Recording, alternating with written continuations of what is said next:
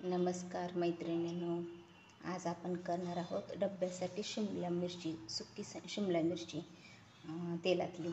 तर त्याच्यासाठी मी काही साहित्य घेतले. इथे ना 2 शिमला मिरची स्वच्छ धुवून बारीक कट करून त्याच्या बिया त्या काढून घेतलेल्या आहेत.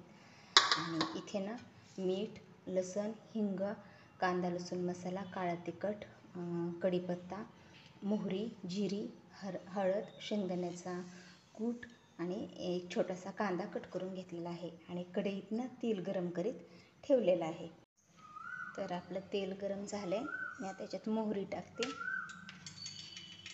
आपली मोहरी तडतडली की आपण जिरे टाकू.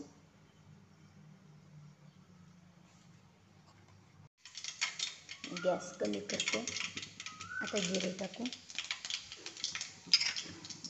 नंतर आपण लसूण टाकू.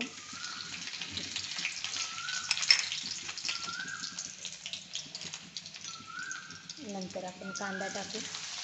आता गॅस फुल करते कांदा टाकल्यावर, म्हणजे कांदा आपला लवकर मऊ होईल.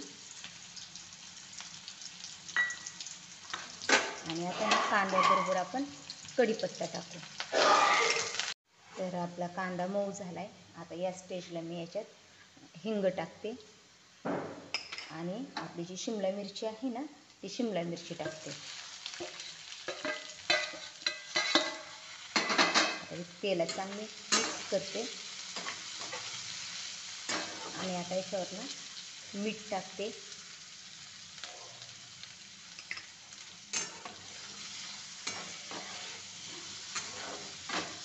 आणि आता ना बारीक गॅसवर ह्याला झाकण टाकून आपली शिमला मिरची मऊ होईपर्यंत एक 5 ते 10 मिनिट नाहीत लागायचे, 5-6 मिनिट लागतील. तोपर्यंत मी ह्याला झाकून ठेवते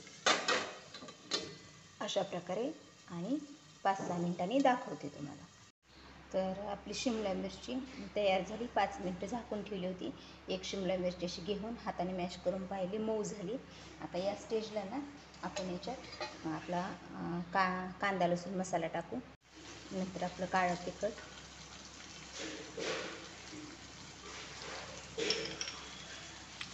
नंतर हळद. गॅस कमी करू आपण, आपले मसाले कमी कोणी म्हणून. हे चांगलं मिक्स करू.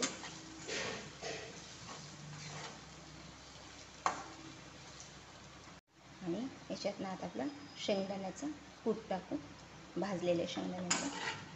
हे चांगलं मिक्स करू. तर आपली भाजी तयार झाली. मी आता गॅसनं बंद करते. तर कशी वाटली तुम्हाला माझी शिमला मिरचीची भाजी ती नक्की कमेंटमध्ये सांगा.